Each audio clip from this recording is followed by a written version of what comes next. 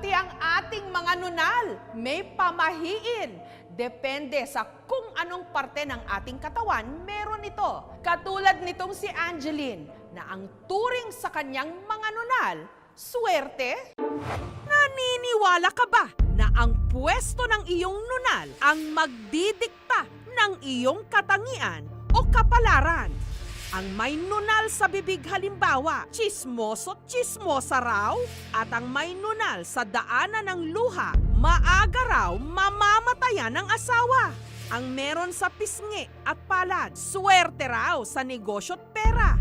Habang ang may nunal sa noo, matalino. Dito sa Kalinog, Iloilo, nakilala ng aming team si Angeline. Ang kanya naman daw mga nunal, ang pinaniniwalaan niyang nagdala sa kanya ng swerte sa love life. Sa una, ma'am, may nakilala ko nga ka-duty sa Kapgo. Nagbusong ko. Kay daw na gulpi lang siya na lamunaw. Wala, ma'am, sang wala. Timing nga si Jojo. Nga pangaluyag ka na kon. Tigin sabat ko. Munda mo ba ito nung ginabusong ko? Sige. Sigurado, gusto nyo nang malaman kung saan nakapwesto ang kanyang mga lucky charm. Pero secret daw muna.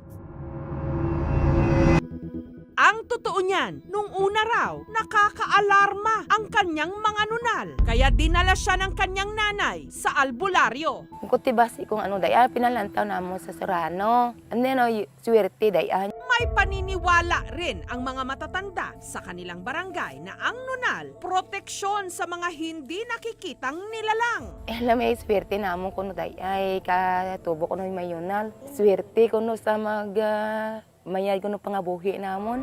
Pero sa paglipas ng mga taon, nagduda na si Angeline kung suwerte ba talaga ang mga ito. Kumalat na raw kasi at dumami. Madalas na rin daw kumikirot, lalo na kung malamig ang panahon. Pero teka, nasaan na yung kanyang mga nunal na swerte raw sa kanyang love life?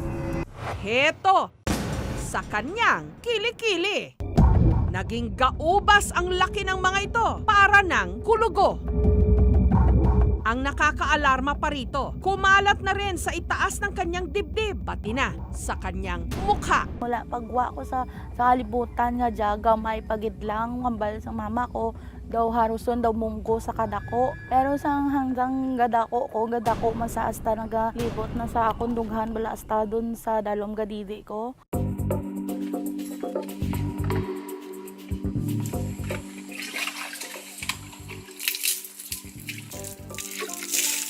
Araw-araw, nililinis ni Angeline ang kanyang mga swerte raw na nunal.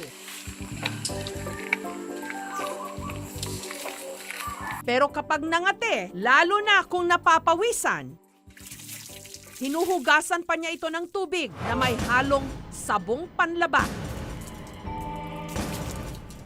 Natunaw ko sa tubig ang powder, sa ginabubo ang powder sa kilikili ko para maguntat ang sakit na bala.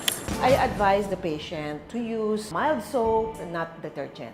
Ang detergent definitely is harsher on the skin because it has a higher pH. Miss, may bakiras, nabutangan ko ka alcohol. Tumbo, makakisa ka sakit na update man. Dapat kailangan limpuhan mo gisa, tapos may deodorant ikaw adlaw-adlaw. At dahil madalas kumakaskas ang mga ito sa kanyang pawisang balat, malimit pa itong magsugat at magdugo. Wala rin kasi silang kuryente sa bahay, kaya pinapaypayan na lang niyang mga ito para mabawasan ang hapdi at kirot. Isa ko palang nga bata, dahil sa subang ko, tikay kinki pamon nga suga, takilid ko nga sang gapatiti ko, sang katunga-tunga na sa kagabihon guro. Ginhurikap ya titi ko, bla mga titi na sa blama, madadakpan niya ang yunal ko, ang manigdo na sa nakasopsop. Tinutukso rin si Angeline dahil sa kanyang mga nunal.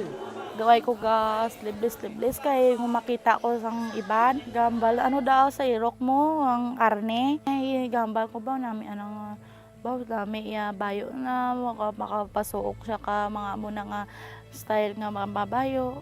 Pangarap man ko ma'am nga makasuok ka sleeveless nga Wala ti makita sa ilo kung nga gakawil-kawil.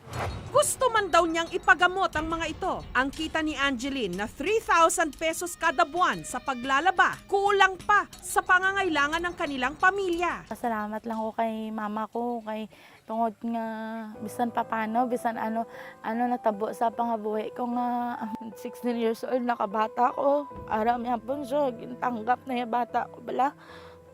Ara sila nga nagkakop ka na ako mi hapon. Wala na ako gipabayaan.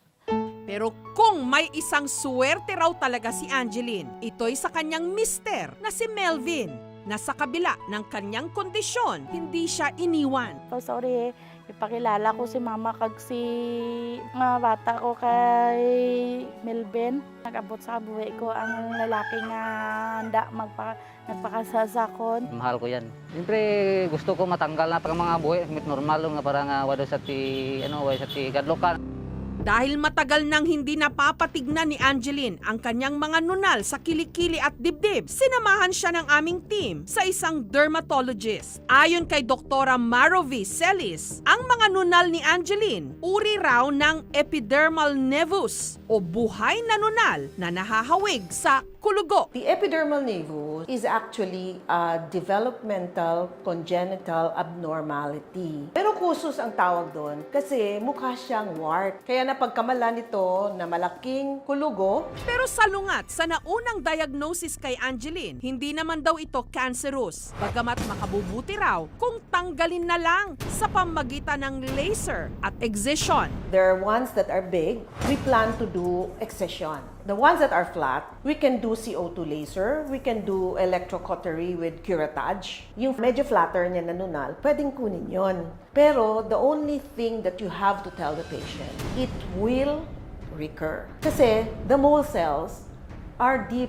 And if we really go down deep, then definitely what we're going to have is also a scar. But if it's on the upper dermis and on the epidermis, there is a very good chance mawawala talaga siya. Hindi siya magre-recur.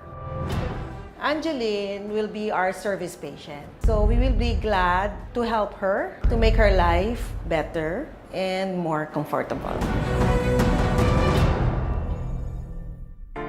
Para mapigilan ang pagdami at paglaki pa ng ibang mga nunal ni Angeline, tinanggal ng mga ito sa pamagitan ng CO2 laser resurfacing.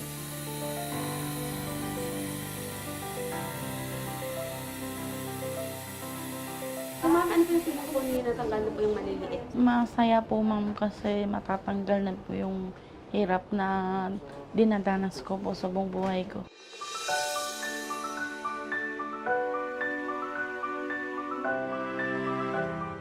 Sadya tayong mapamahiin, pero dapat alam din natin kung kailan wala namang mawawala kung maniniwala at kung kailan hindi dapat ito hinahayaang lumala.